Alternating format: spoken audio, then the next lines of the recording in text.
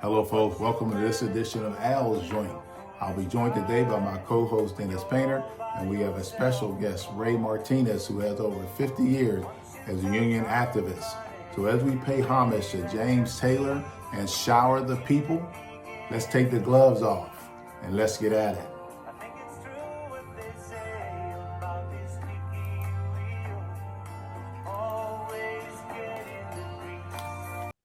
Well, folks, we're here with another episode of Al's Joint. I have my co-host Dennis Painter on, and we have a special guest, Ray Martinez.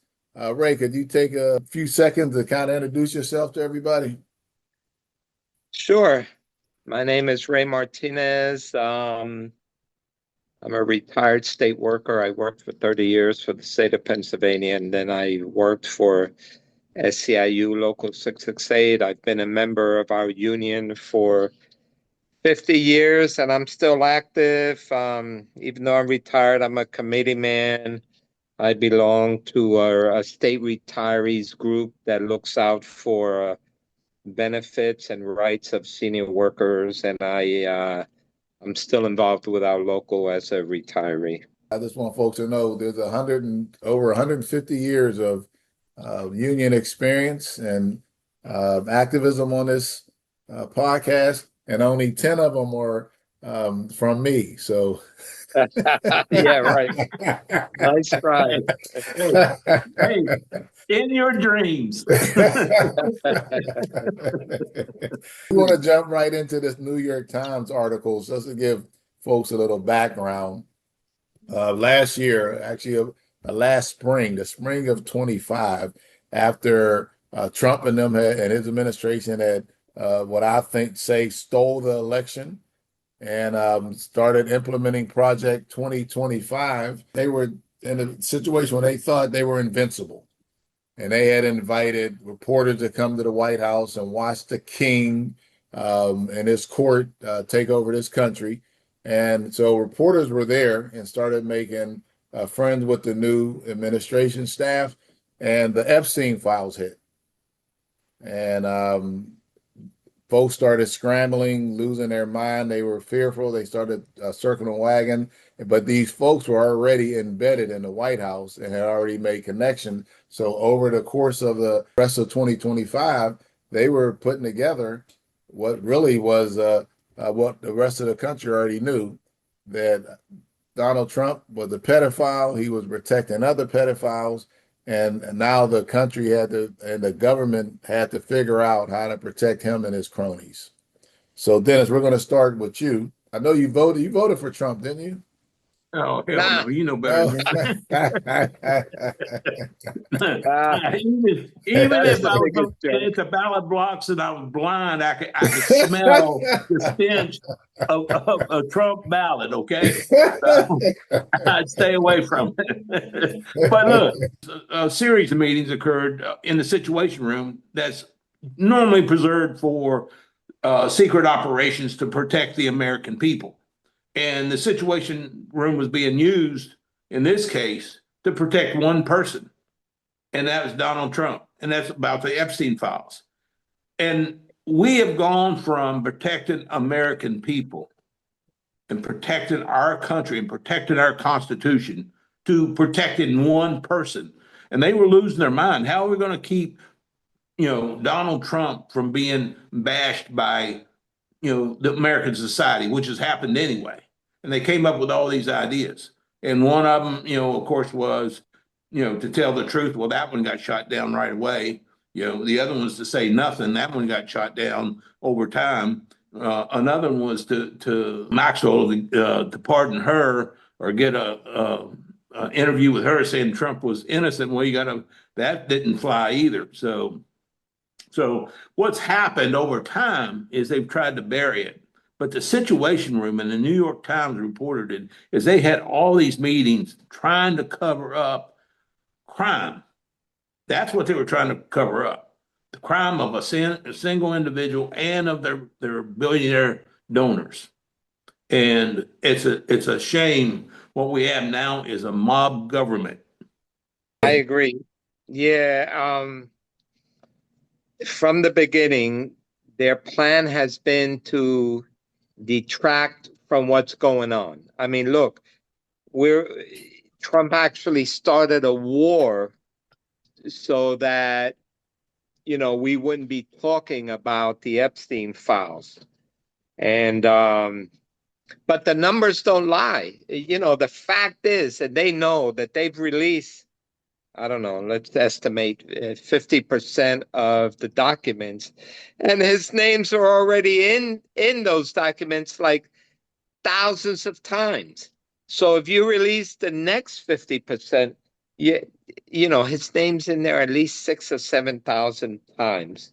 And I agree. This stuff with Maxwell, moving her to a less secure facility, even though she trafficked children and was part of all of this Epstein stuff. It's unbelievable. I mean, and just to change the subject just for a second, I've participated in every No Kings rallies here in Philadelphia, and the public is aware. Like, maybe they can try to hide it for the time being, but I pray that in the long run, it's all going to be exposed. Look what happened in England. They held, what's his Prince, whatever his name is. They held them accountable. Why don't we do that? I mean, it's I want to say it, and on previous podcasts, I had said that I didn't have hope that enough of the folks in the middle would move to fight back, push back against Donald Trump. And Brother Painter has always said that he felt that those folks would move, and they have. So I have to say that I'm starting to look at it like, okay, America's fighting back. And you bring up the No Kings rally because we've all attended them, and that was a start of America fighting back. And Trump's continue his effort to continue trying to protect not only himself but other folks, because you look at the Epstein file, and we had 2 arrests, all these women who were violated, all these kids who were violated, and we should say that some of these kids never made it back. For every victim that you see, they say for every 10 victims that we see that are survivors, there are 2 that never made it back. They're no longer here. So this is more than just pedophilia and rape. This is also murder. And folks better understand that that's why they're so protective of these Epstein files, because it goes further than what we can even imagine. Well, it's kidnapping, murder, rape, sex trafficking, abuse. It's all of that. And they're trying to hide every single piece of that. And I think they're failing now. It's difficult, but I believe America people are resilient. Look what happened in Minneapolis. Those people stood up. They by the thousands, day after day after day. They stood up and they resisted. Now that was, against ICE, but they were demonstrating for what is right, for this country. And that was a part of it. What's right for this country, and I think people are shifting over, is having some morals, not allowing the Trumps of the world, the sexual abusers of the world, the pedophiles to be norm. That's no longer going to be norm. And we have to keep preaching. That's not normal. It's just like the name calling and all of that. That's where Trump started. People rallied around that. Oh, yeah. But and I don't mean this in a derogatory way, but I mean it as in the sense, anybody that thinks calling a person a name is being tough is not in connection with intelligence.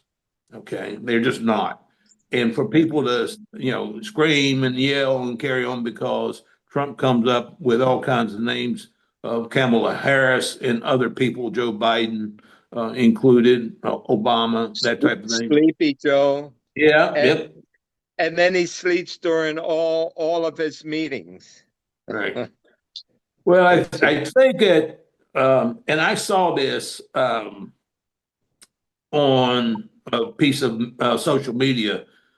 Even Melania Trump knows, okay, what went on there. Melania Trump and other quote unquote models were escorts. Now, in Baltimore, they call them prostitutes, okay? They work the streets.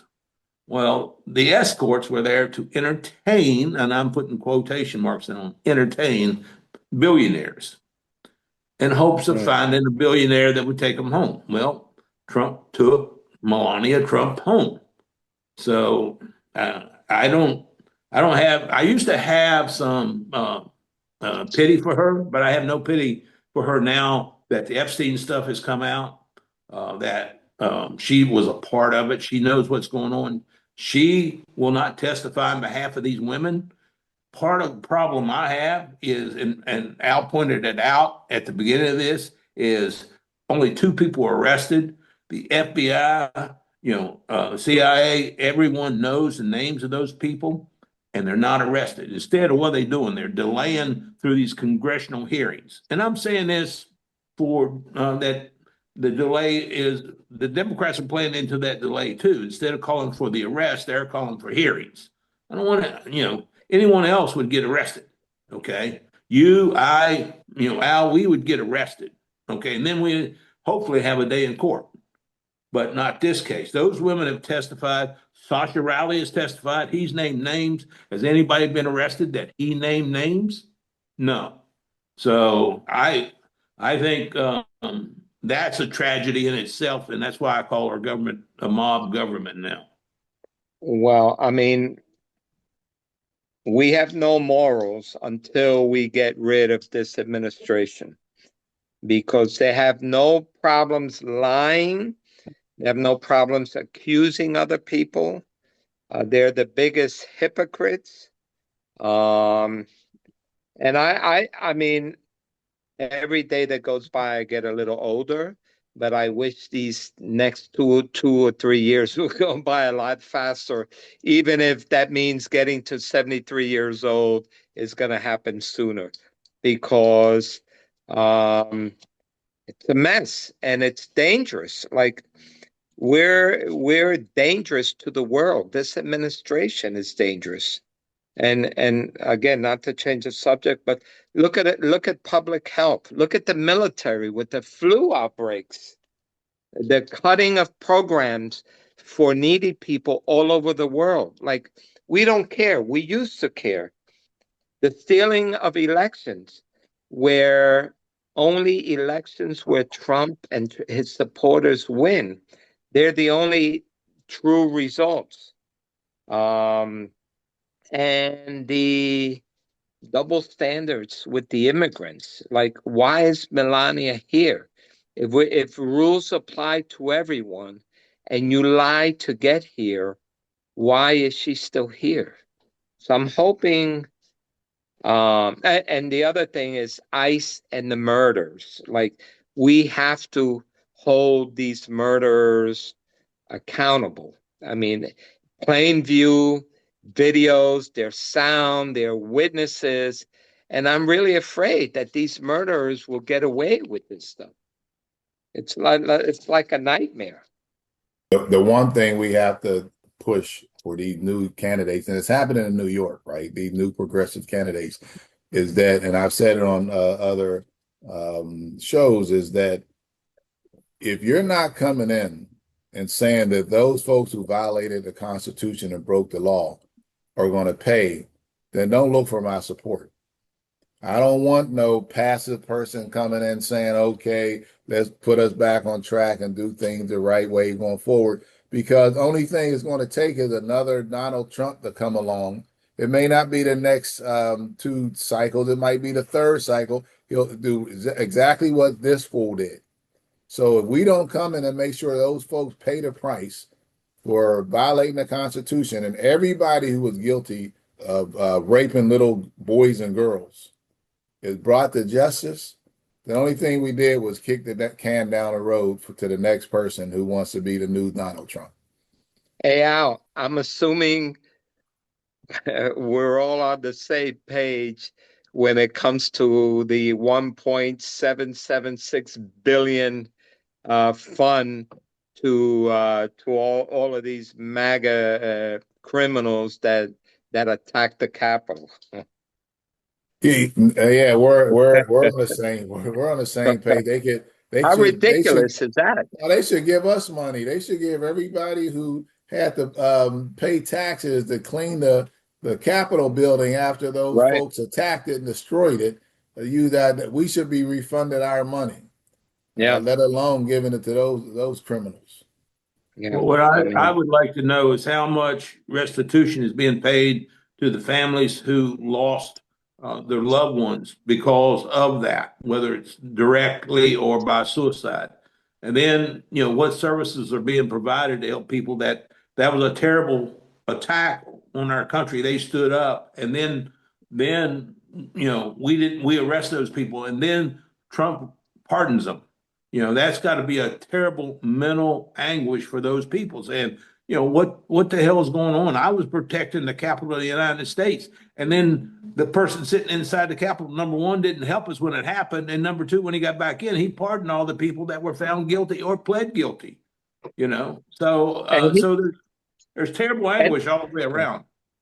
He's not only pardoning those folks, he's pardoning millionaires who have ripped off the government and have profited from fraud. Countless people that he's pardoned who ripped off citizens. Well, that's a topic for a whole session or a number of sessions of podcasts, because you look at they're against fraud, but how many people have they pardoned, for committing fraud? I mean, there's numerous people. They're against sex abuse, but look how many people they pardoned, including those on January 6th that had previous allegations and convictions of sexual abuse and convictions after they were pardoned. Exactly. And and then you take a look at, I'm anti-drug. Well, if you're anti-drug, why are you pardoning one of the biggest drug dealers in the world? Those are issues that we could spend many podcasts on, but and delve into those things deeply, because this is what the American people need to see versus what Trump is pumping out and what they hear. And I am so glad that Al's Joint, among other social media outlets, are doing that, because we're the only true voice now of working class Americans that I can see out there that's not being filtered by ABC, NBC, or CBS or anyone else. Don't forget, and again, this is another topic for another podcast, but the boats that have been shot down in Central America with alleged Venezuela on them. Yeah, and we have no idea. We could just shoot anybody and get away with it. Well, but that don't matter. Don't forget, we can go kidnap their president, bring them here. That's right. With no charges, and they've been here ever since. Yeah. Well, what happened to a law and order, Republican law and order belief? It's gone. We can bomb and kill people with no proof. Okay, absolutely no proof, and think we're being justifiable for doing it. That's murder. Our system says if you're guilty, arrest them, have evidence, arrest them, give them bond if the judge will grant bond, put them before a jury, let the jury hear the decision, and let the jury decide whether they're innocent or guilty, and then the penalty be handed down. Now, Al knows this, I do not believe in pardons. I don't believe the president should have the authority to pardon people. That should remain in the judicial system of early outs, or not. I do not believe that any politician, Democrat or Republican, should have the authority to pardon any person at all, period. Because all they're doing is pardoning people that's going to come back and do them favors, which is not good for this country because they're in prison for committing a crime. And actually, yeah, I mean, I've never really given that a thought, but the reality is that if these folks were convicted by a jury of their peers, then who is anyone to pardon them? I mean, do we throw out the whole jury system? Well, if you look at what's happening with the Supreme Court, and you know, look at what they're doing, I wonder if it hasn't already been thrown out because of the appointees themselves. Because Right. you can win in the lower courts, but Trump automatically, appeals it to the Supreme Court, and his buddies who do not believe in law and order will grant him whatever benefits him and the Republican Party, period.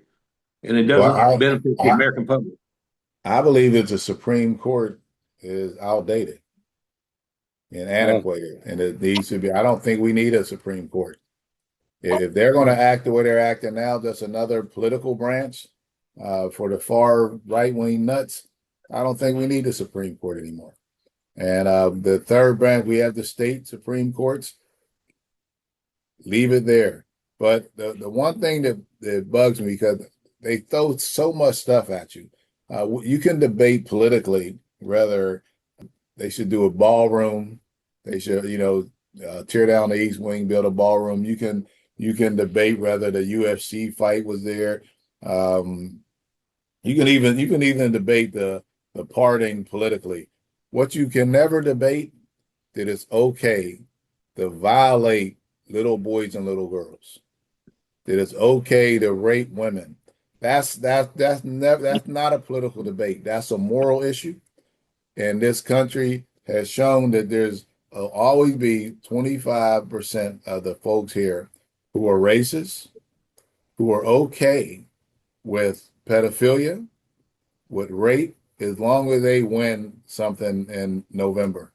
It's like that gang mentality. And until we have a system in place where we can shut out those criminals like that those folks like that who to me, not only have they ruined those women, they ruined those kids, the ones who survived that they didn't kill. They ruined those folks for the rest of their lives. They get to be president of the United States, Donald Trump. They get to be congressmen, Jim Jordan, senators, Lindsey Graham, and Supreme Court justices, Clarence Thomas. That's what you get in this country for raping little boys and girls. And that's something that people got to keep coming back to, because all the other political stuff that you want to fight, to explain to me how you accept that. And it's okay. At the rally in Pennsylvania this week, one of the attendees shouted out, Trump's a pedophile. He didn't say throw that person out, put him in jail, because he knew once he did that, it was going to bring more attention to what he was saying. But until we start asking him those questions, these reporters, they'll get in front of another candidate and ask him all type of personal questions. When are you going to ask Trump, how do you feel about being labeled a pedophile? How do you feel about that? That's not something that you can let a president just continue to avoid throughout his term. Not one reporter, except I'll take that back, the one woman who he walked out on, asked him, repeated the claim, but she never asked a question. Why aren't you responding to these repeated people saying you molested children? Don't forget the victims that are witnessing the treatment of those that speak up or speak out and are therefore afraid to do so, because that's the other part to this. There are other victims out there who see how these victims are being treated and how their names are being exposed. And I firmly believe that there are more victims out there who, witnessing the treatment, decide it's not worth it. And actually, it is worth it, and it just makes it that much worse when they're afraid to speak out. Well, Ray, what you just described was what a mob boss does. Mob boss goes out and he penalizes anyone that is he believes to be his enemy or isn't following his program. And Right. in terms of that, now in terms of what Al was talking about, in terms of do we need the Supreme Court? We definitely don't need the Supreme Court the way it is now. I have to agree with Al on that. All right, we don't need it the way it is now. The other thing is looking at it, it's not just Donald Trump, but it's all those people in his cabinet. Okay, it's the entire Republican Party elected officials. They carry responsibility for this. Okay, and it's more important for them to have a job, you know, instead of representing the victims, instead of representing law and order, instead of representing their constituents, instead of protecting America. You know, they're protecting one man. And so all of that we need to uncover all that for the rest of America as much as we can every day that we can. I agree. I couldn't agree with you more. And again, I just wish these next 2 or 3 years will go through faster because it's scary. I mean, our nation is being divided, and you know the Supreme Court decisions this morning, that just sets us back. That just shows how much we're against immigrants. I mean, we're going in the wrong direction. Well, Ray, it's important that folks do their research when they're looking at poll numbers, because the country's not really divided. To me, a division is pretty equal, right? It might vary a little bit. I think that the country now is 70-30 and on leaning on doing the right thing and getting America back to being America, right? It's taken a lot for me to say that, it's taken me a lot to get to this point, but I'm there that the country fighting back. But we hear this false narrative from the far right-wing media, and they go, oh, the country divided. No, if 30 out of 100 folks are doing the wrong thing, the other 70 can stop them. And That's just true. because they're loud don't mean that we're divided. So this country is not divided. This country has division in it, right? Because that 30% have decided they'll win at all costs. They don't care. They've been promised what? Let's think about what they had to go through. They know their leaders are pedophiles and rapists, right? They know they came in, they cut 400,000 jobs, right? First administration to ever even think about doing anything like that. They implemented tariffs. They promised that the tariffs, they would get tariffs checked. Remember that? We were all going to get $5,000. We're going to split the You money. didn't get your check? But I didn't get yet. I'm still waiting. I'll take it. The Doge checks. Remember all the savings that they've done, dropping all that. I'm waiting for mine. No I think mine Doge is checks. lost in the mail. Yeah. And all the programs, see, that's something we can't put in numbers. The people, what they lost when they lost their health care, and they lost facilities that could treat them, and some of these hospitals that are closing down, right? Those are things that we'll never be able to put a price tag on. Folks are dying here. We're not talking USAID. Those numbers will keep rising into what we gave to other countries. But all these things that they've done, and then they turn around and spend over $1.3 trillion evading Iran, bombing Iran. Right, that number and it's going to grow because no matter what Trump says, we're going to be a part of that $300 billion that we got to put back in it, and that to me is astounding that that 30% or that 25% are willing to take all of that and lie to themselves and say, hey, MAGA, make America great again. How's that working out for you? It's not working out for me. I can tell you that, obviously when I go to the gas pumps, it's not working. This week, and I'm just talking this week, the price of gas went down to $3.27.9 a gallon.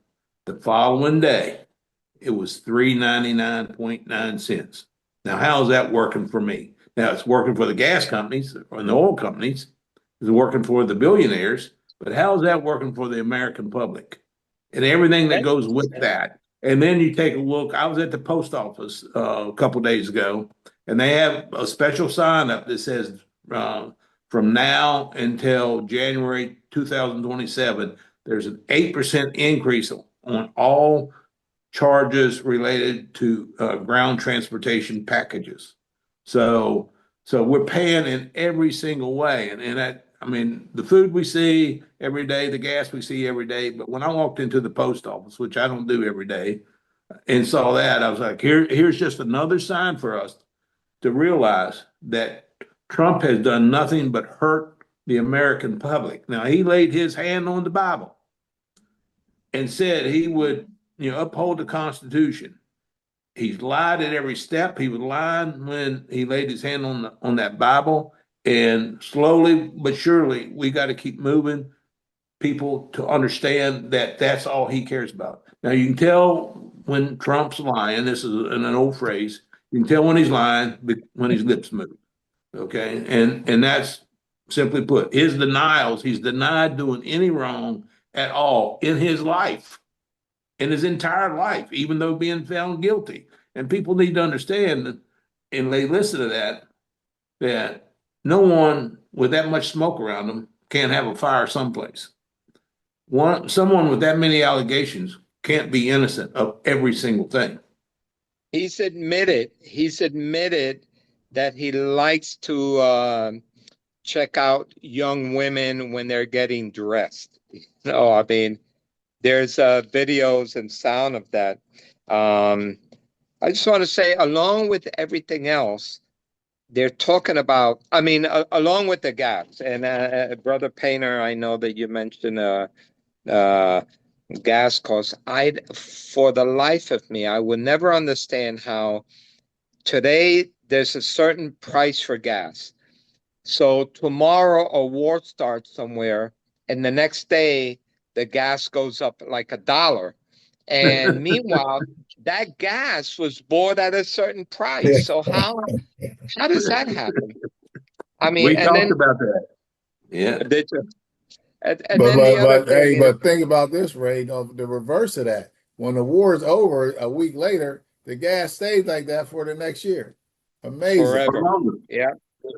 And then not to mention, for those of us that get Social Security, and actually for those who are not yet receiving Social Security, they're talking about 2 or 3 years, it might not exist, or benefits will be severely cut.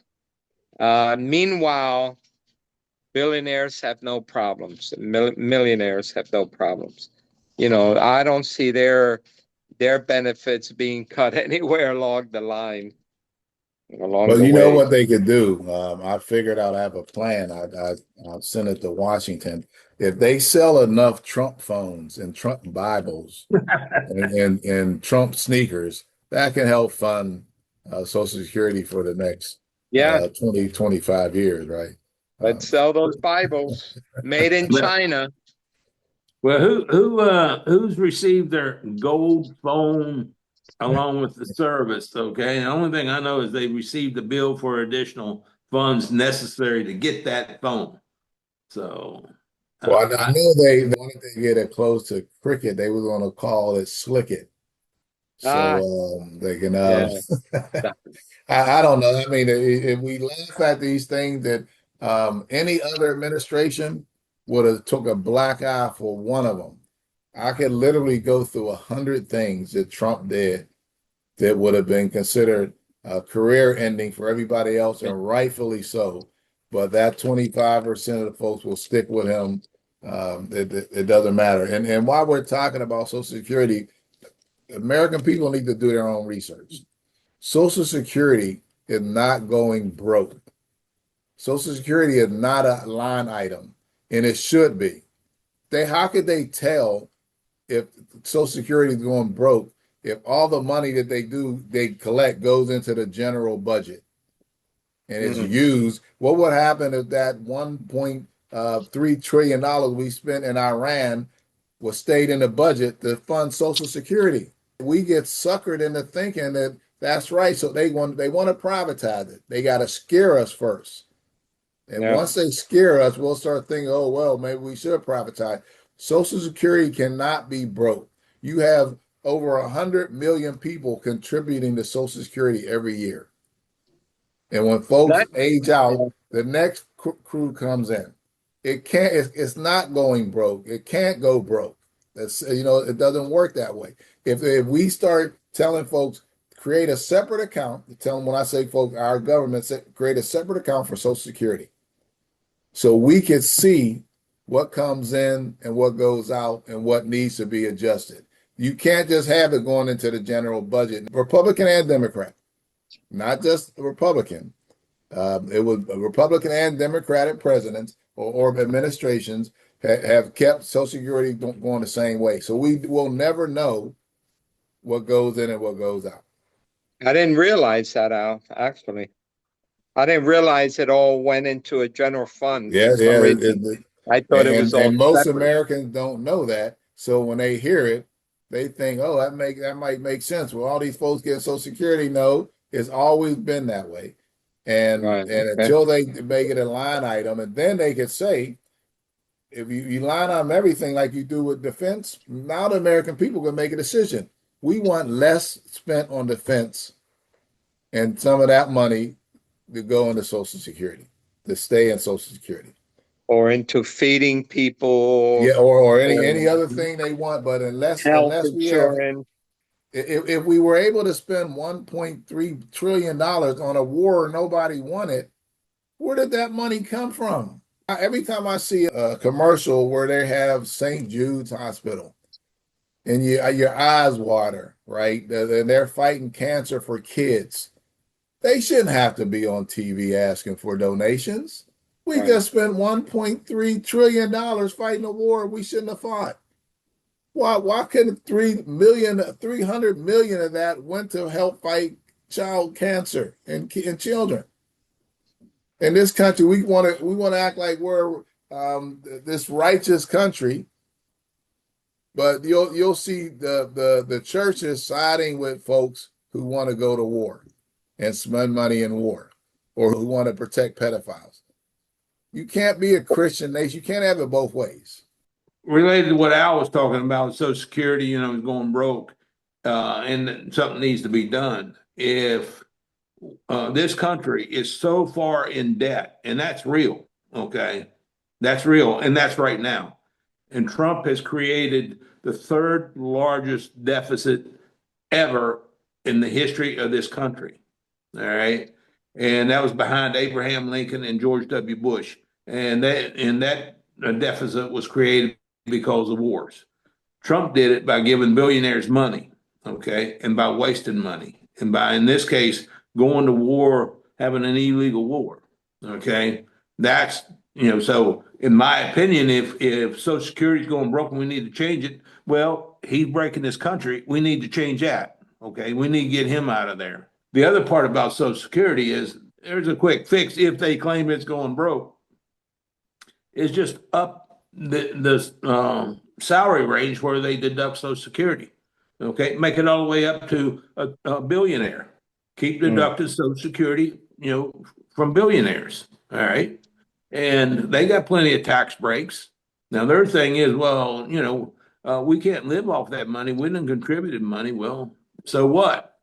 This system was supposed to be pay as you go. All right. And everybody pays the same thing. Yeah. And the billionaires have broken it down to where that's not true.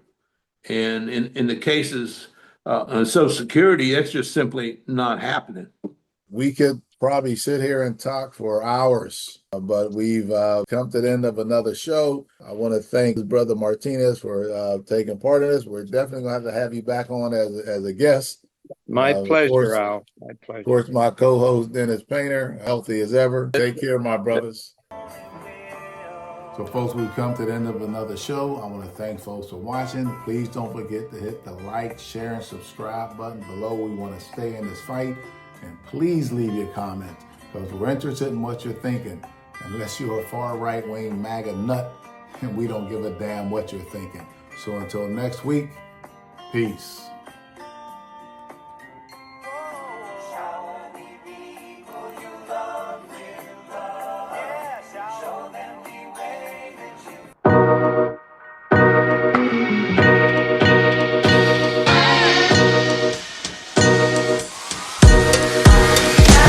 This segment of Al's Joint is brought to you by JPAC Trucking.